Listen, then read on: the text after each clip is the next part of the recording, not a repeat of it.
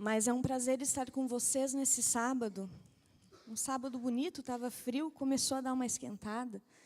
E é um privilégio estar com vocês, porque o tema de hoje é um tema que deve ser falado. É o quebrando o silêncio, que as pessoas elas ficam em silêncio. E é um tema tão importante para os nossos dias. E eu atuei em duas áreas que eu não atuo hoje. Mas foram duas áreas de muito aprendizado, de desenvolvimento pessoal, onde eu aprendi muitas coisas. Que foi na área da educação e na área do direito. Eu trabalhei em escola e eu também já trabalhei em escritório de advocacia. E nesses dois lugares, eu me deparei com casos de abuso de crianças. E nessas duas esferas, eu sempre me perguntei, quando acontecia algo assim, onde Deus está? E eu tenho certeza que vocês já se perguntaram isso também. Depois, a minha pergunta foi outra, estudando muito sobre esse tema. E a nossa pergunta deve ser, onde o ser humano está? Longe de Deus? Perto da loucura. Quando o ser humano está longe de Deus, ele é capaz de fazer coisas diabólicas. Porque o abuso contra uma pessoa, contra uma criança, é algo diabólico. Não tem outra explicação. Tem pessoas que elas são usadas por Satanás. Onde está o ser humano? Por que vocês acham que o mundo está como ele está hoje? Nós estamos quase que como Sodoma e Gomorra. Vocês lembram quando os anjos foram visitar Ló? O que eles queriam fazer com os anjos? Nessa história? Abusar dos anjos. E no mundo que vivemos, não está diferente. Nós sabemos que a única forma de isso ser combatido é a volta de Jesus. Nós sabemos porque nós vivemos num mundo de pecado e isso vai acontecer. Mas nós temos um papel muito importante aqui na Terra. Nós temos que ser a extensão de Jesus. Nós somos nascidos, criados, porque Deus tem um objetivo para nós aqui na Terra. Nós temos que saber para o que viemos e para onde vamos. Então, nós temos um papel muito importante aqui na Terra. E esse tema, ele deve ser falado. Longe de Deus, junto da loucura, é o que o ser humano faz. Então, a violência, ela continua presente e fazendo os seus estragos. Essa violência, quebrando o silêncio, ela rouba a infância da criança, ela rouba a inocência da criança. O meu pai, ele é conselheiro tutelar. E ocorre muito. Eu moro na cidade de Pirei do Sul. E eu vejo nos olhos dele a tristeza quando acontece esse tipo de coisa que é corriqueiro. Eu vejo nos olhos dele a raiva e ter que se conter para não perder o réu primário dele. Eu vejo a tristeza nos olhos quando ele pega um caso como esse. E é algo que eu não tenho nem palavras de tão horrendo. Onde está a perversidade humana? É algo que parece ser inexplicável. E ela continua presente, inclusive na igreja. Inclusive na igreja adventista. Isso acontece nas escolas, isso acontece. E nós temos um papel muito forte nisso. Que se você sabe de algo, e se você não alertar, você também é conivente. E quem é conivente é culpado. Nós temos que quebrar esse silêncio para essas coisas que acontecem. Só no Brasil ocorreram 822 mil casos de estupro por ano e depois da pandemia isso piorou. Por que na pandemia piorou? Porque onde mais as crianças sofrem esse tipo de abuso? Nas famílias. Isso veio aumentando, então são 2 casos por minuto. Vocês já pararam para pensar? 2 casos por minuto. E no Disque 100, são 15 minutos cada ligação. Eles recebem 15 minutos no Disque 100. No anônimo. A violência representa uma das piores experiências adversas na infância, que são conceituadas como aquelas que geram estresse tóxico, interferem no curso normal do desenvolvimento, pois tornam as crianças e adolescentes física, psíquica ou socialmente vulneráveis. O que quer dizer que, quando a criança sofre esse tipo de abuso, mais para frente, ela quase que com certeza ela vai sofrer alguma doença psíquica ali no futuro. Ela vai ter problemas psicológicos, vai desenvolver alguma patologia. E por que isso ocorre? Vocês conseguem enxergar? Consegue? Quando o agressor é uma pessoa do círculo familiar ou alguém com quem a criança mantém um vínculo afetivo e de confiança, o processo de denúncia torna-se ainda mais difícil. Por quê? Porque os dados mostram que é no âmbito familiar que isso mais ocorre. Pai, mãe, tio, tia, avós, padrasto. Isso ocorre no ambiente da família. Olha o que Satanás tem usado como instrumento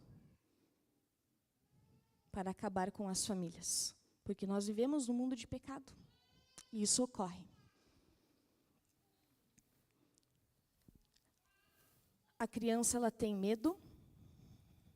A criança passa a ter uma síndrome do segredo, porque esses algozes, eles ameaçam a criança e falam assim, viu, você não pode contar para ninguém, senão eu vou matar sua mãe e seu pai. Senão eu vou matar sua mãe, senão eu vou matar seu pai. E pelo medo, as crianças elas não falam. Mas elas começam a se comportar de maneira diferente da habitual. Quando a criança fica em silêncio, quando a criança começa a se machucar. Igual aqui foi muito bem explanado na historinha das crianças, parabéns. Como a criança deve se comportar quando isso ocorre, como os pais devem proteger as crianças, para isso não ocorrer. Então, é muito sério, e nós devemos estar atentos se a criança tem um comportamento diferente daquele que ela não tinha antes, se ela está mais arredia, fica em silêncio, fica com medo, fica agressiva. Fiquem atentos, porque alguma coisa está errada. E o pior disso tudo é que as reações à figura paterna, como que o pai reage quando fica sabendo de algo do tipo? 37% expressam um acolhimento, compreensão, mas esse é um número muito pequeno, uma porcentagem pequena relacionada a 63% que demonstram agressividade e culpa, principalmente nos casos de crianças que relataram abuso sexual intrafamiliar. O pai se sente culpado, fica agressivo, sempre fala assim, a criança, é coisa da cabeça da criança. Ela sonhou, está inventando algo para proteger ali alguém da família. Deixa de proteger a criança para proteger o abusador. E isso ocorre a cada 2 minutos. Temos esses casos. No princípio, olha como é tão importante a família. Deus abençoava o ser humano diariamente, pessoalmente, sendo esse o plano original. Porém, depois do pecado, foi instituído a bênção. Nós chamamos de geração em geração, que a cada geração, a bênção ela vai passando de pai para filho. Isso significa que Deus escolheu usar a família para abençoar pessoas. E o que está ocorrendo hoje no mundo em que vivemos? Dentro da família, existe o conflito entre o bem e o mal, onde o mal está vencendo. Qual que é a função da mãe? Dar à luz, nutrir fisicamente e emocionalmente a criança. Ela é a guardiã da autoridade do pai. Isso com os princípios bíblicos. Qual que é a função do pai? Afirmar a identidade dos filhos, abençoar para prosperar, proteger. Esses são os papéis de mãe e de pai. Só que o que acontece? Tem um aspecto muito relevante, olha, para o prognóstico positivo das vítimas, que diz a respeito à forma como as mães lidam com a situação. As mães, por vezes, têm medo, ou outras vezes para proteger o companheiro, ou o pai da criança, proteger o abusador, elas não cuidam do emocional da criança. E aquela frase, passa pano para o abusador. A mãe tem esse papel, ela é guardiã, ela tem que nutrir fisicamente e emocionalmente a criança. Mães, cuidem dos seus filhos. Se vocês veem algo ali no âmbito familiar de vocês, alguma coisa diferente, denuncie. Procure ajuda. A igreja adventista, ela é munida de materiais, de profissionais que vão te ajudar a atender da melhor forma esse problema que está acontecendo. Falem. O agressor, em muitos casos, são pessoas consideradas acima de qualquer suspeitas. São pessoas que vocês olham e falam, não pode ser. Ah, não é verdade. Nunca nem percebi. Porque esses abusadores, agressores, eles sabem com quem estão lidando. Eles são astutos. Eles sabem como planejar aquela violência. Esses instrumentos de Satanás, eles sabem o terreno que eles estão pisando. Então, nós temos que ficar atentos, porque são sempre pessoas que nós não imaginamos, que não dão indícios. Na história da Bíblia também temos uma mulher que ela foi violentada e iria ser violentada também. Eu gostaria que vocês tomassem a Bíblia e abrissem em João 8. Nós temos casos de abuso aqui também. João 8, 1 ao 11. Eu gostaria de ler com vocês a palavra do Senhor.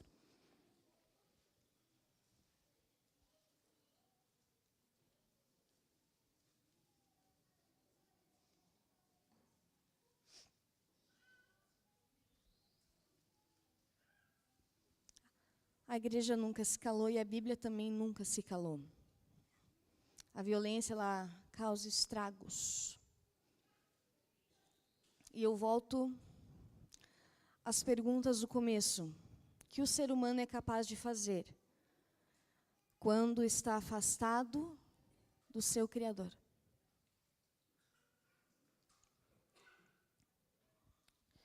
E começa assim: Jesus, entretanto, foi para o Monte das Oliveiras e de madrugada voltou novamente para o templo.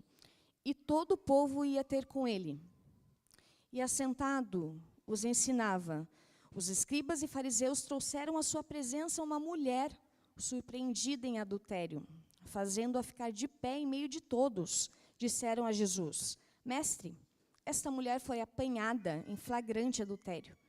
E na lei dos mandamentos de Moisés, diz que tais mulheres sejam apedrejadas.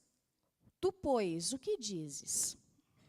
Isto diziam eles, tentando para terem de que acusar. Mas Jesus inclinou-se e escrevia na terra com o dedo. Vamos parar aqui. Os fariseus e escribas, eles queriam nada mais, nada menos que colocar Jesus em saias justas entre a cruz e a espada. Se ele condenasse a mulher, Jesus ia ser acusado de não ter compaixão. Se Jesus defendesse a mulher, Jesus ia ser condenado de ser contra a lei de Moisés. Mas quem adultera, não adultera sozinho. Quem somente estava ali para ser apedrejada? A mulher. E eles pegaram as pedras em suas mãos, já estavam prontos ali para cometer tamanha violência contra aquela mulher. E Jesus, ele começa, alguns comentaristas bíblicos dizem que Jesus escrevia na areia os pecados ocultos de todos que estavam ali. Porque ele sabia o coração de cada um. E ele foi escrevendo. E aquele tumulto começou a ser silenciado. Porque Jesus, com o seu olhar e com a ação de escrever os pecados ocultos na areia, foi a ação mais sábia que Jesus fez. Eles começaram a ficar em silêncio. E aquelas pedras que seriam jogadas na mulher, só ouvia-se o som delas caindo por terra.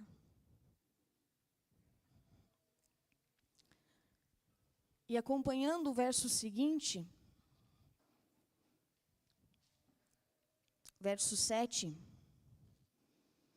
que diz assim: como insistissem na pergunta, Jesus se levantou e lhes disse: aquele que dentre vós estiver sem pecado, que atire a primeira pedra.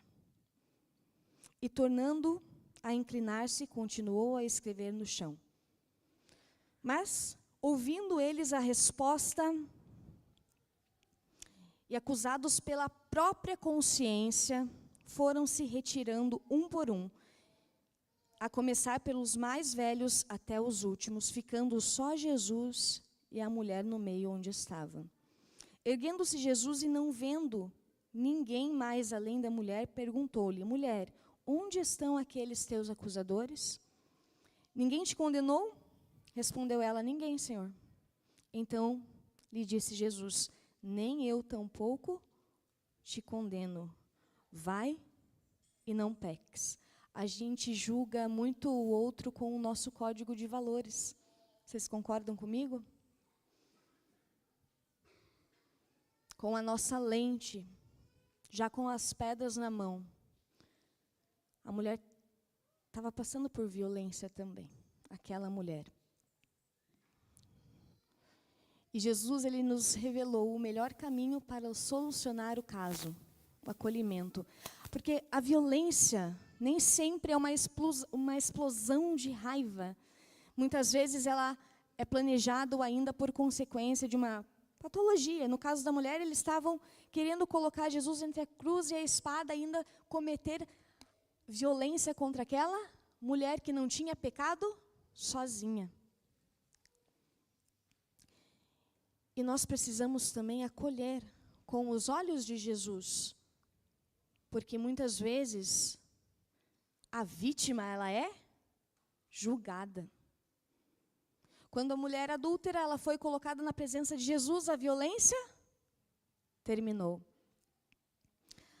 A vítima, ela deve ser protegida, porque violência, ela não tem justificativa. Não tem motivo que justifique violência. Não tem. Antes de qualquer coisa, que cesse a violência e que a vítima seja protegida e acolhida. Se você por algum momento passou por uma situação de abuso e isso te trouxe traumas emocionais, saiba que Jesus é a cura.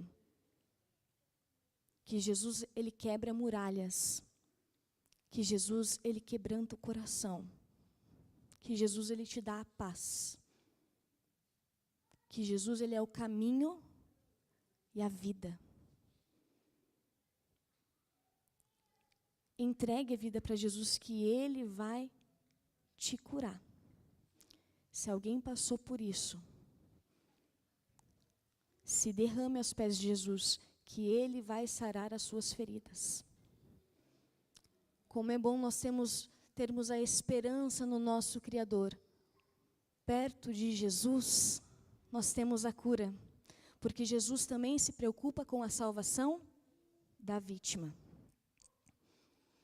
Permita que Deus aprofunde o processo de restauração em sua vida, porque Ele é o Deus do impossível. E se você conhece alguém que passou por esse infortúnio, ore por essa pessoa. Leve ela até Jesus, porque nós temos que ser extensão de Jesus aqui na terra. Nós temos esse papel. Nós sabemos para o que nós fomos criados e nós sabemos para onde nós vamos. Irmãos, esse mundo não vai trazer nada de bom mais. Esse mundo só vai piorar a cada ano que passa. E como nós estamos levando a nossa vida? Será que nós estamos longe do nosso Criador?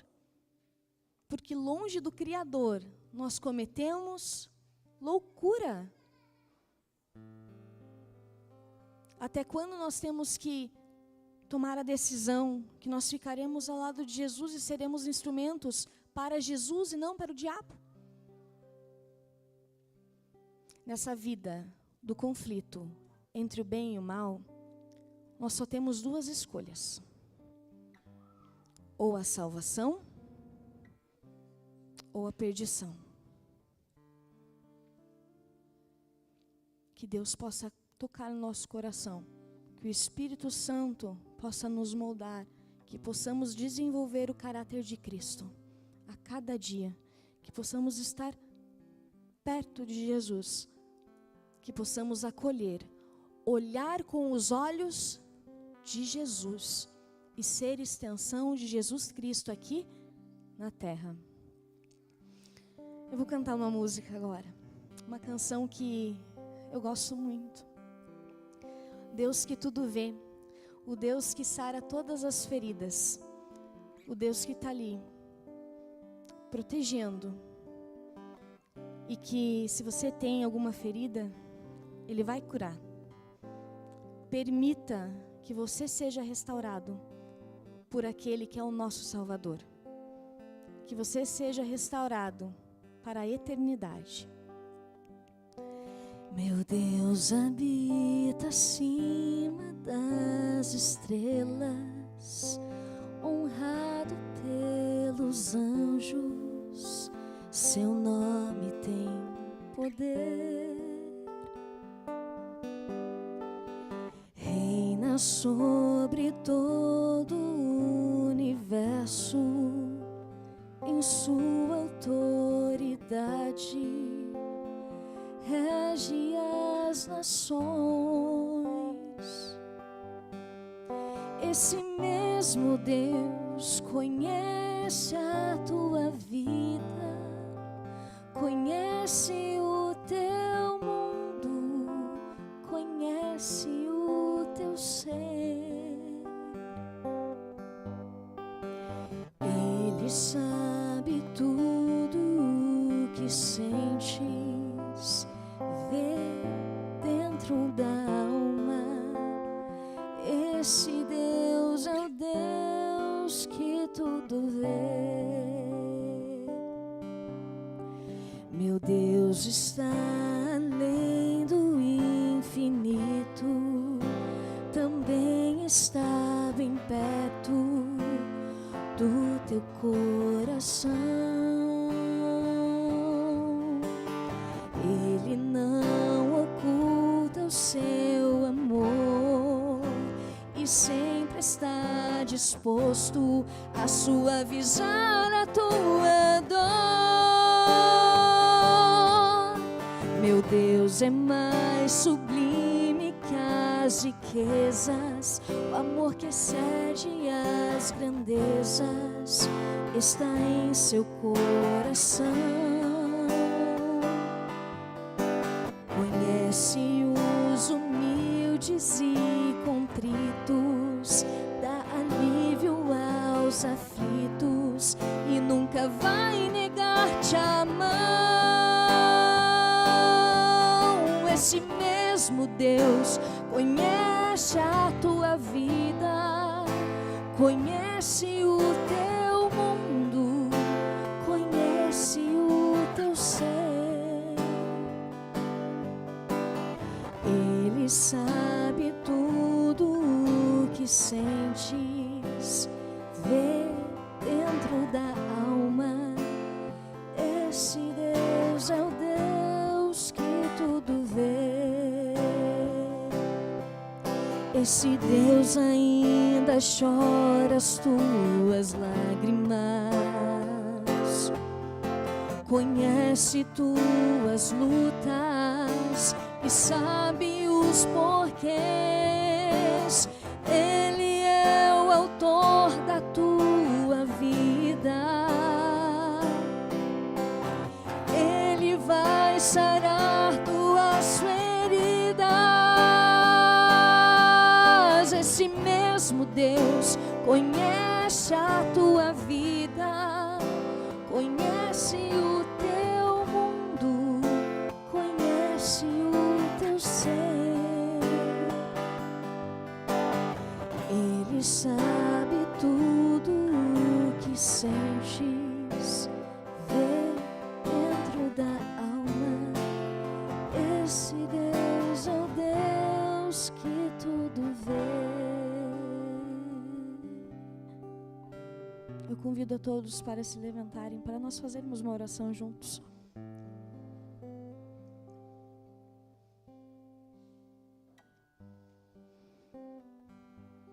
Maravilhoso Jesus, clamamos o teu nome para cada coração contrito.